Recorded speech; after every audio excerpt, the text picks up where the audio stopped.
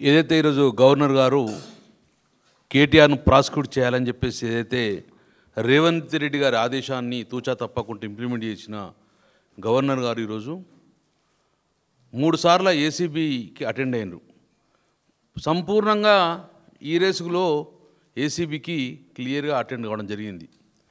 3 సార్లు ఏసీబీకి అటెండ్ అయినా కూడా ఏసీబీ దర్యాప్తులో ఏం తెలియలేదు. మళ్ళీ దాని తర్వాత 3 నెలల తర్వాత గవర్నర్ ప్రాసిక్యూటర్లో అంతర్యం ఏంటంటే, ఎప్పుడు ఎన్నికలు వచ్చినా, ఎప్పుడు టీఆర్ఎస్ పార్టీ ఉవ్వెత్తున ఎదిగినా అప్పుడు ఈ 2 పార్టీలు కలిసి యువనాయకత్వాన్ని కేటీఆర్ గారిని అనగదొక్కాలనే ఉద్దేశంతో ఈరోజు చేసుకున్న కార్యక్రమమే బడేబాయ్ చోటాబాయ్ యొక్క ఈరోజు కలయిక. ఎట్లుందంటే వీళ్ళది రేవంత్ రెడ్డి గారు రాత్రిన బీజేపీతోటి లావాదేవీలు, పొద్దున కాంగ్రెస్ పార్టీ లావాదేవీలు, వీరి అజాబ్ ప్రేమ్కి గజాబ్ కహాని కథ. ఆ విధంగా ఈరోజు గవర్నర్ గారికి ఆదేశించాడు. నేను సూటిగా రేవంత్ రెడ్డి గారిని, గవర్నర్ గారిని నేను ఒకటి చూస్తున్నా సార్. 50 లక్షల మంది పత్తి రైతులు తన పత్తి కొనుగోలు చేయమని చెప్పి జోడు మీద ఎక్కితే ఏ ఒక్కరు స్పందించరు. గవర్నర్ గారు స్పందించరు, ఇటు ముఖ్యమంత్రి స్పందించరు. 700 మంది రైతులు తెలంగాణలో ఈ 2 సంవత్సరాలు ఆత్మహత్యలు చేసుకున్నారు. కానీ ఏ ఒక్కరు దర్యాప్తు చేయరు, వీరికి ఆదుకుందామని చెప్పి ఆలోచన రాదు. కానీ 46 కోట్ల రూపాయలు పారదర్శకంగా ట్రాన్స్ఫర్ అయితే ఏ ఒక్క రూపాయి కూడా ఎక్కడ బయట అవకతవకలు కానీ మనీ లాండరింగ్ జరగకున్నా కూడా దర్యాప్తు చేస్తున్నంటే యువ నాయకత్వాన్ని, ప్రాంతీయ పార్టీలను భూస్థాపితం చేసే భాగం.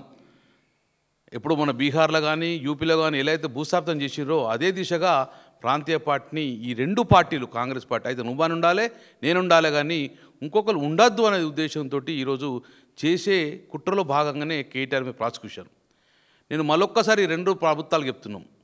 తెలంగాణలో ఉన్నంత ఉడుకు రక్తం, తెలంగాణ ఉద్యమంలో ఏదైతే వెన్ను చూపకుండా మేము కొట్లాడినామో అలాగే ఇప్పటికి కూడా రక్తం అట్లా ఉంటుంది బీఆర్ఎస్ పార్టీలో.